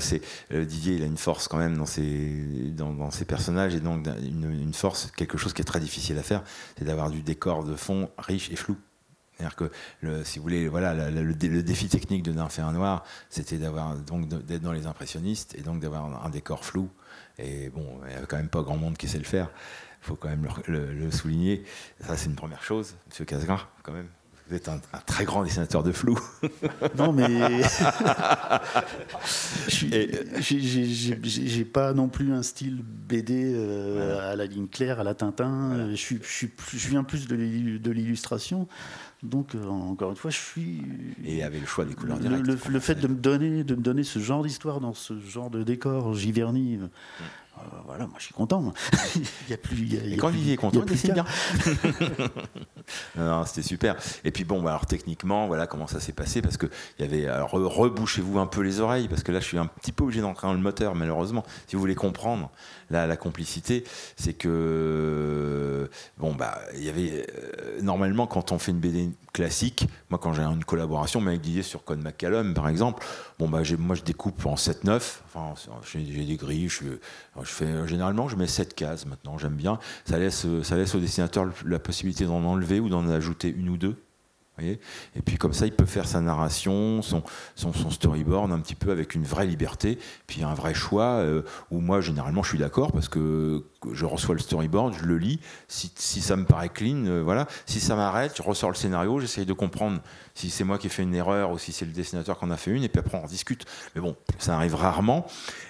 Là, sur Nymphe et un Noir, il y avait vraiment un vrai souci de raccord, si vous voulez, de possibilité de faux raccord. Donc on s'était mis d'accord avec Didier dès le départ, qui suivait vraiment le scénario, le nombre de cases que j'indiquais, parce que s'il en rajoutait une, ça voulait dire il pouvait, hein, mais il fallait revérifier derrière qu'il n'y avait pas une cabine téléphonique, voilà, ou un panneau de 2020, ou des choses comme ça. Et donc en fait, j'ai fait un truc technique très bête, mais qui était très sûr, c'est que chaque case était datée. À chaque début de descriptif de case, je mettais la date. Voilà. Non, pour qu'ils fassent dans ces décors, qu'ils ne mettent pas un faux décor, une erreur de décor. Oui, qu'il n'y ait pas d'erreur anachronique. Voilà. Parce que là, une cabine téléphonique en 1925, ça ne le fait pas, quoi. Oui, puis moi, ce que j'ai aimé dans ces différentes adaptations, notamment Nymphe et un Noir, et puis on l'a trouvé plutôt joli, qui sont deux de mes romans vraiment à twist, où là, il y a vraiment un twist final qui est littéraire et qui visuellement est compliqué à faire. C'est qu'il y a un côté ludique. C'est vrai qu'il y a beaucoup de BD. Dans les BD policières, on va être souvent sur des enquêtes avec de la course-poursuite. Enfin, évidemment, il y a tout un courant de la BD qui est plutôt, on va dire, des tueurs, de l'action. Enfin, voilà, des trucs, ça marche bien. Et c'est, voilà. Ou du 13, ou de l'espionnage, etc. Mais c'est vrai que la BD du whodunit, même à la Agathe, etc. Je pense qu'il y en a moins, et c'est quand même moins facile à faire en BD. Un truc qui bouge moins, où on est quand même beaucoup plus sur l'enquête, l'interrogatoire, voilà. Donc ça, c'est forcément plus compliqué. Il faut trouver des astuces. Et moi, j'espère, en tout cas, j'adore poser des casse-têtes aux scénaristes. Et quand je parlais de la télé, et souvent d'ailleurs c'est pas un hasard si le premier roman, c'était Nymphéa Noire.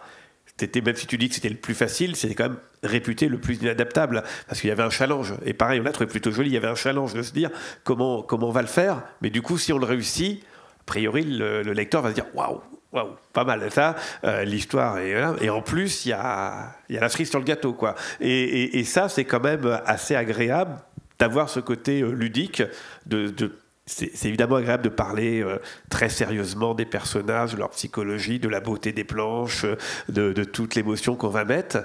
Et moi, j'adore écrire comme ça, de dire, et en plus, il y a le côté ludique qu'on ne doit pas rater, c'est-à-dire le lecteur doit se faire avoir, ou le lecteur doit avoir cette surprise à la fin, de dire « Ah, c'était lui, c'était ça ». Et ça, je pense que tous les scénaristes n'ont pas forcément envie de le faire. C'est sûr qu'on adapte Malouf, c'est pas tout à fait la même chose. Voilà, on ne va pas sur le même type d'émotion. Donc, c'est assez agréable, je pense, à un moment donné, d'être dans le jeu. Et quand même, la BD reste aussi un espace de jeu, de surprise.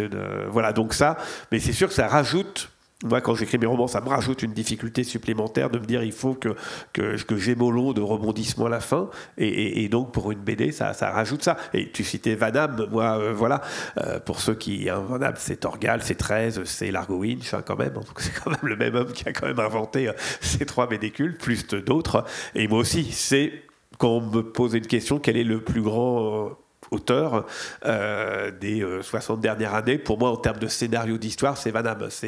Pour moi c'est le plus fort, quoi. J'ai lu et relu les 13 ou les Torgal pour me dire mais comment il fait, comment il arrive effectivement en 54 pages à avoir un retournement, un twist final, parfois 3 twists dans le même volume, typique de 13 ou de autres, et ça marche, et c'est dense, et c'est pas, ça tombe pas comme ça.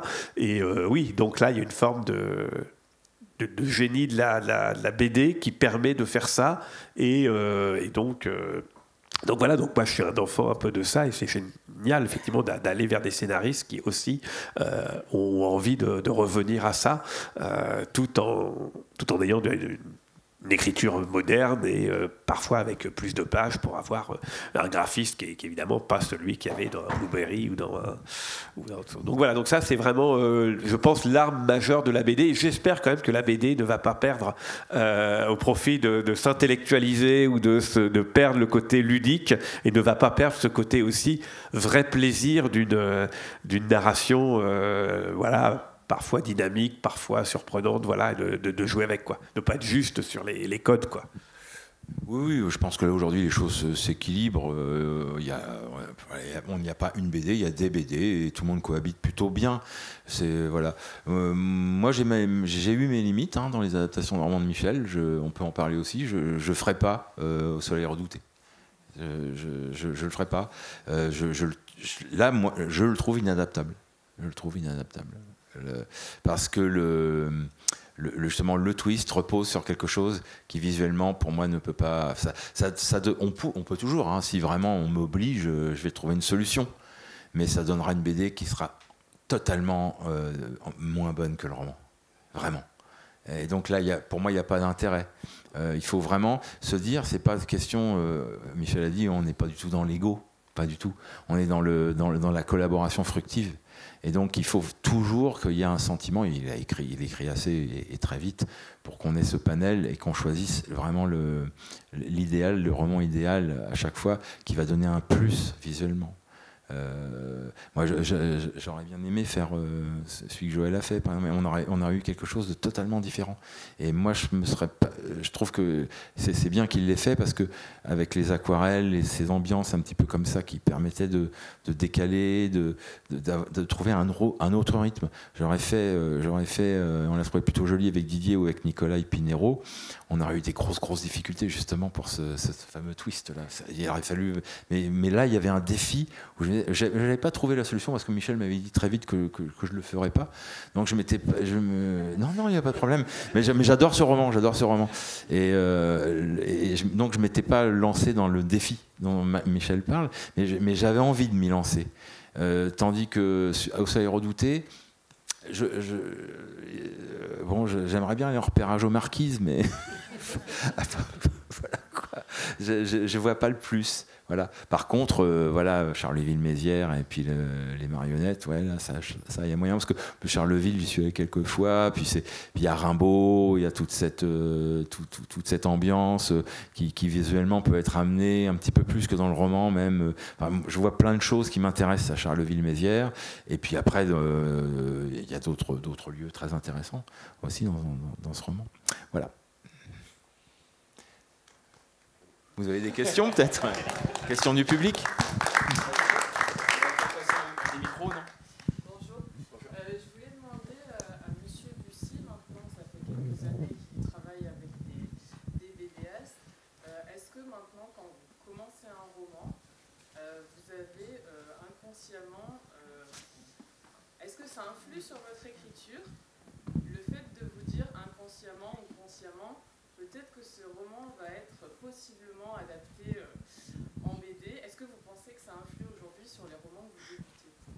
Non, vraiment pas plus la BD qu'une adaptation télé, etc. Un peu comme je l'ai dit, parce que de toute façon, généralement, le challenge, c'est plus le roman est difficile à adapter, et plus finalement, ça peut être amusant d'essayer de voir s'il y a une solution pour le trouver. Alors effectivement, moi aussi, quand il m'a dit « je fais pas au soleil redouté », je me dis « ah, quand même, tristement, le challenge est tellement beau, je me suis creusé la tête et je vais pas trouver la solution. » Enfin, ça me semble quand même très, très acrobatique.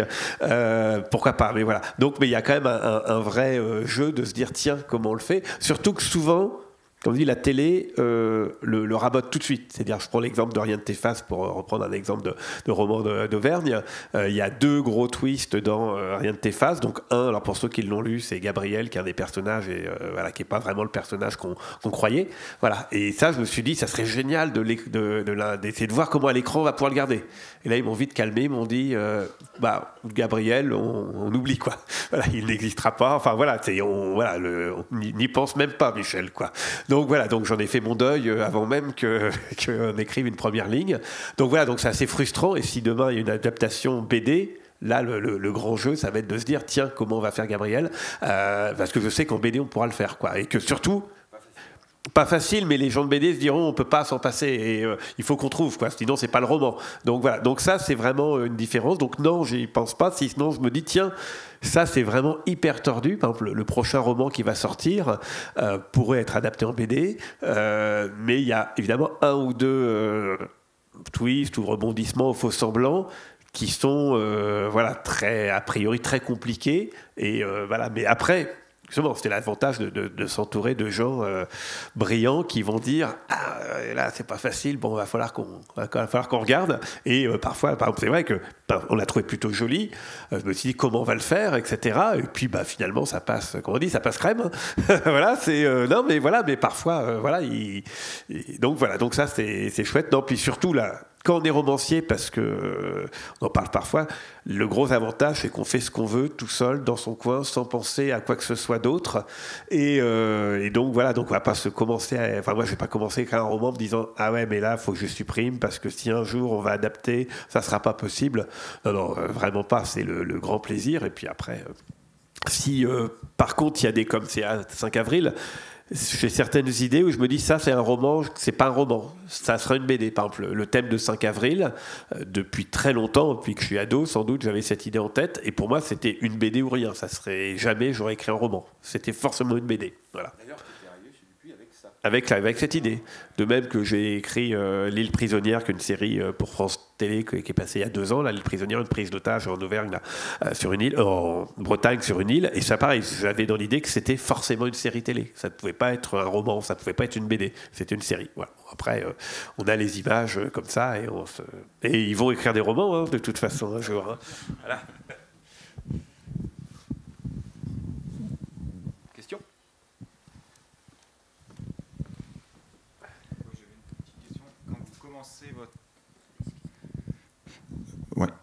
Quand vous commencez à imaginer vos personnages, vous ne les représentez pas visuellement. Vous n'essayez pas de les dessiner.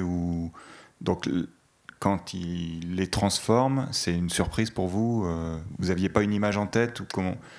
Alors, Il y a les deux, c'est compliqué. C'est-à-dire que, alors je sais qu'il y a des romanciers qui ont une image très précise de leurs personnages, parfois qui les associent à des acteurs ou qui les associent à des gens qu'ils connaissent, leur tonton, voilà. Moi non. Moi je sais rarement de mes personnages plus que ce qu'il y a dans le roman. C'est-à-dire, je dis, elle est grande et elle est blonde. Pour moi, elle est grande et elle est blonde, mais j'ai pas d'image mentale particulière. Je me raccroche pas des images mentales plus précises que ça. Donc quand arrive la BD, c'est beaucoup plus, qu'on a dit tout à l'heure, c'est beaucoup plus par rapport à l'intention du personnage que à des traits physiques. Je prends par exemple dans Un avion sans aile, il y avait Grand-Duc qui était le détective. La première fois, Nicolas il avait fait une sorte de barbouze un peu trop James Bond, etc. Je lui ai dit non, moi je le vois pas, même s'il n'est pas vraiment décrit, je le voyais vraiment comme alors je sais plus à quoi il ressemble, enfin il est un peu chauve, etc. Enfin voilà, mais à un moment donné, il me montre une image, je me dis non, c'est pas lui. Voilà. Voilà, et on était tous d'accord, c'est pas lui, mais je savais pas comment il était, mais c'est pas lui, quoi. Et puis après, bah oui, par contre, en BD, vous pouvez utiliser beaucoup plus des personnages connus. Mathilde Carville, c'est comment, c'est celle qui est au FMI, là. Christine Oui, Baron. Non. Lagarde, voilà, Christine Lagarde, voilà. Bon, mais t'as un peu revisité, mais voilà. Voilà, mais donc parfois, je sais pas, toi, si Joël aussi, parfois tu copies des modèles, en fait. Bah oui, ça m'arrive. Alors j'essaye depuis, ça fait 15 BD que j'essaye de caser Vincent Cassel, mais à chaque fois on me dit non, quoi. mais oui, on s'inspire. Non, je pense pas forcément à un acteur, mais non, mais on se fait forcément une image visuelle quand on lit tous. Je sais pas. On arrive à la fin du bouquin et on a une idée qui se précise de plus en plus. Alors quand en plus on me dit voilà, il va falloir que tu dessines au bout du compte une BD, ça se précise de plus en plus. C'est même assez précis même. À tel point que la première fois que je le couche sur papier et que je dois le montrer à Fred ou Michel, j'ai envie que ça le fasse parce que pour moi c'est assez clair même. Donc ouais, voilà. Je dirais que moi je suis comme Michel en fait en tant que scénariste, vous savez, je les imagine pas tellement en fait. Je donne une consigne. Alors il faut qu'évidemment on décrit le personnage, sa psychologie, mais son apparence physique, sauf s'il y a vraiment un intérêt narratif prioritaire. Si le personnage il manque un bras ou si j'en sais rien moi.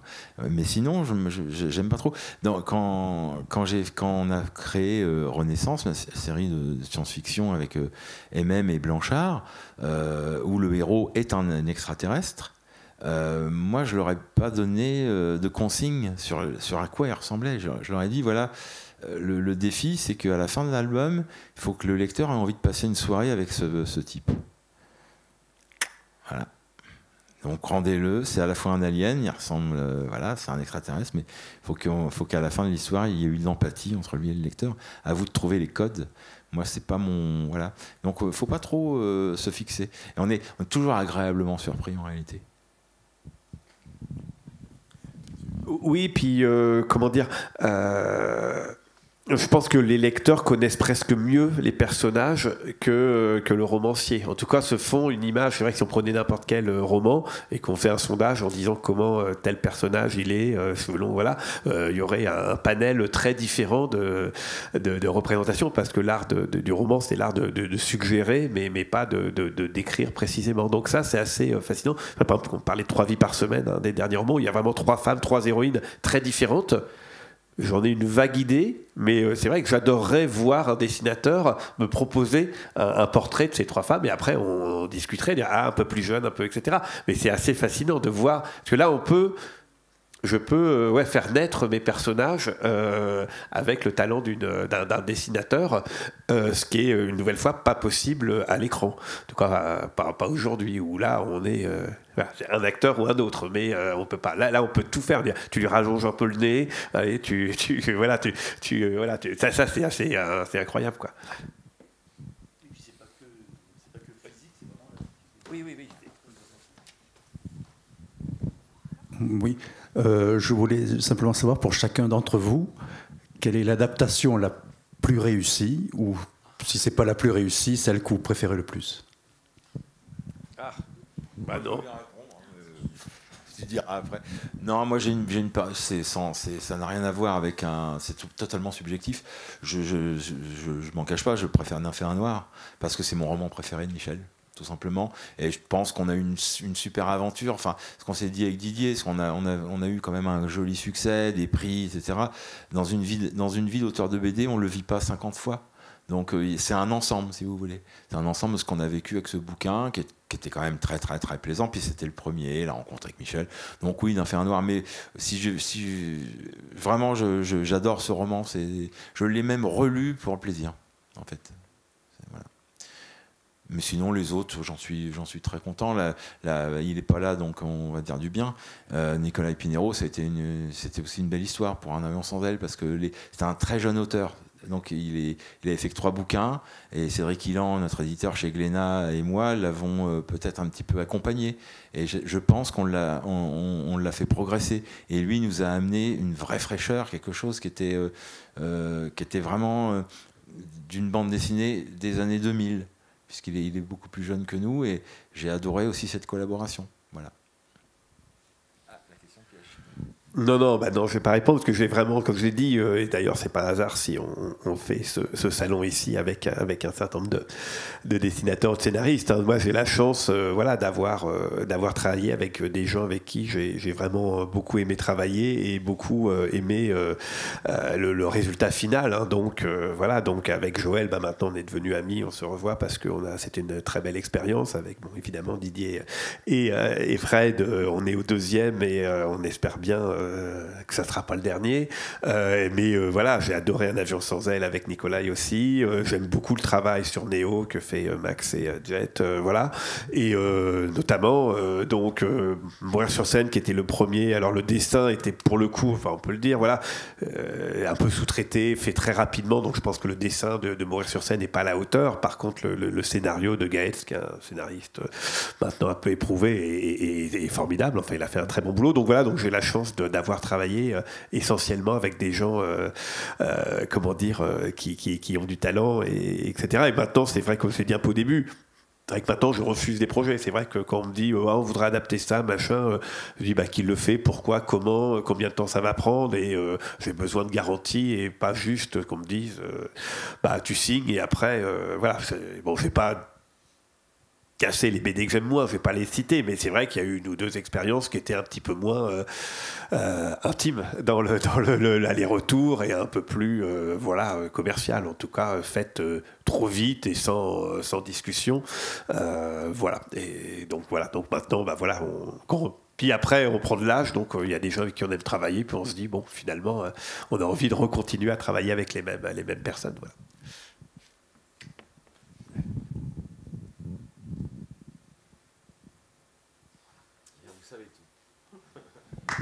Merci.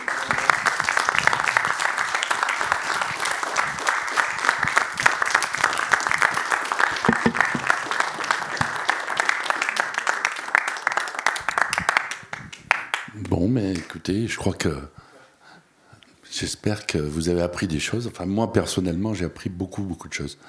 Et on découvre tous les jours cet univers formidable qu'est la BD. Écoutez, je vous souhaite un très bon festival, puisque la journée n'est pas finie. Et en plus, on a le soleil aujourd'hui. Merci à vous, merci à Michel, merci Joël, merci Didier, merci Fred, merci Laure. Je peux faire un petit coup de projecteur sur nos 2 livres édités par la grande maison d'édition qui s'appelle Le Moulin de Noirat. Le roman de Claude Draven, qui habitait ici le hameau du Moulin, est édité pour la première fois en 1927. Le Moulin a racheté les droits et nous avons réédité ce livre qui est une œuvre poétique magnifique qui décrit la vie des papetiers au 19e, et Michel nous a fait un avant-propos puisque la préface est signée par de l'Académie française, j'y suis presque. Cornic. Voilà, de Nolac. Et puis le livre qui raconte l'histoire du moulin, 500 ans d'histoire, c'est l'histoire des papetiers, la grande saga de la famille Gourbert qui a été propriétaire pendant 10 générations de ce moulin. Et puis ensuite ce moulin qui s'est transformé un peu en moulin farine pendant une vingtaine d'années. Et puis le moulin qui a été racheté après-guerre, après la Deuxième Guerre mondiale, par l'association de l'Arche, qui l'a transformé en colonie de vacances, dans lequel Michel a été à la fois colon puis moniteur. Et puis l'aventure du rachat de cette, on va dire, de cette ruine, parce qu'il faut quand même reconnaître que la colonie avait fermé en 2003 parce que la commission de sécurité a dit halte là, c'est plus possible. Et puis en 2015, la fondation d'entreprise Ombrun a racheté ce moulin. Et puis on raconte la restauration, parce que la restauration est aussi une vraie aventure. Ça a été le travail passionné d'une équipe de 3 architectes, un scénographe, une décoratrice, avec la fondation pendant 7 ans pour faire le lieu qui aujourd'hui vous est offert et qui nous permet d'offrir à des gens très, très divers, des associations, des particuliers, des amoureux de la musique, de toutes les musiques et des spectacles. Donc la programmation culturelle que nous vous proposons tous les ans, et cette année je vous la recommande particulièrement. Et donc on raconte tout ça dans ce livre de 160 pages avec beaucoup d'illustrations, beaucoup de collaborations aussi des anciens colons qui nous ont amené des photos, des anecdotes. Le livre est signé Corinne Pradier, que nous avons accueilli plusieurs fois au Moulin de Noirat, et une préface magnifique de Michel qui raconte toute l'aventure éducative et toute l'expérience de la colonie. Donc je vous le recommande, parce qu'en plus, vous pourrez avoir une dédicace de Michel, ce qui est tout à fait exceptionnel. Merci à tous. Et je vous souhaite... Et je rajoute, Xavier, qu'il y a quand même un 3e livre, c'est le secret, l'histoire de la galipote. Ah oui, alors il y a le 3e livre aussi que vous trouverez en librairie. L'histoire de la galipote, vas-y, parle. Ouais, c'est un truc assez amusant, parce que moi quand j'ai été colon, effectivement, il y avait cette histoire donc de la véridique histoire de la galipote, la sorcière du moulin de Noirat, qui a été écrite a priori par d'anciens moniteurs. Donc on doit être dans les années 50 ou 60, je pense, peut-être 70. Moi j'ai toujours connu ce livre qui était imprimé à tirage limité sur évidemment papier du moulin Richard de Bas, et donc écrit en vieux français, la véritable histoire de la galipote. Et ce qui est amusant, c'est que cette galipote, c'était la sorcière du moulin qui habitait là, et donc on trouve énormément de références au moulin, à la roue, à des secrets, et puis évidemment au village alentour, Ambert, Job, etc. Et franchement, alors je l'ai relu plusieurs fois, je le lisais avec les colons, quand les colons étaient là, on le lisait aux gamins, et c'est très très drôle. Il y a des exemples, par exemple, ça a bien avant Harry Potter, les balais qui volent, et avec des minuteurs. Enfin, c'est vraiment très très drôle, très bien écrit, très très décalé, et donc c'est amusant quand on est, je pense, de la région de Noirat, de prendre ce petit livre et de le lire, et de se dire que ça a été écrit par des sans doute très tard le soir, après pas mal d'arquebuses et d'alcool local, que les monos ont dû bien s'amuser en délirant complètement sur la véritable histoire du moulin. Donc c'est aussi... moi, je ne sais pas si j'ai écrit à cause de ça, mais en tout cas, ça m'a nourri quand on est gamin, qu'on arrive dans un lieu comme le Moulin, et qu'en plus, on nous raconte l'histoire de la sorcière du Moulin. Eh bien, on se dit, c'est vrai, c'est pas vrai. Enfin, voilà, c'est une terre de légende, quoi. Voilà, elle a ouvert une terre de légende, et ça, il y avait ce côté-là. Du coup, la sorcière de Nymphéa-Noir, dans ce moulin, ça a un lien?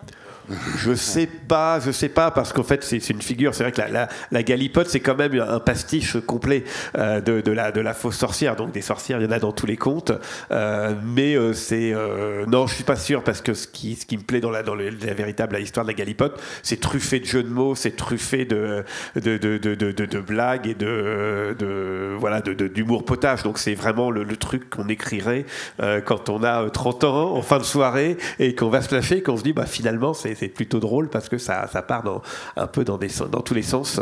Voilà, donc je vous recommande quand même d'aller regarder ça. Disponible donc à la boutique du Moulin au niveau 0, et qui vous est proposé avec ces 2 magnifiques livres. Merci à tous. Merci. Bon appétit et bonne journée.